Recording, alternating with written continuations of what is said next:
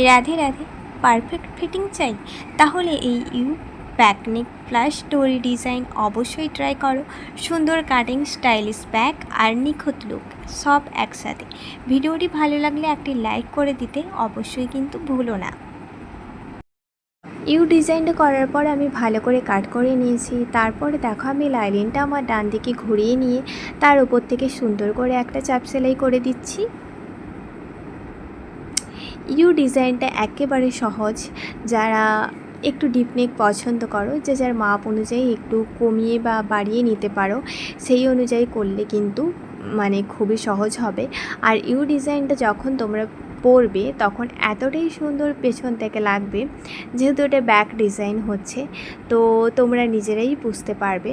আর এই যে দেখো আমি মেন ফেব্রিকটা ওপর থেকে আরও একটা সেলাই করে দিচ্ছি। সেলাই করে দিলেই আমার নেক ডিজাইনটা একেবারে কমপ্লিট। আর দড়িটাও তোমরা দেখতে পেলে বাইরে কিভাবে আমি বের করে নিলাম।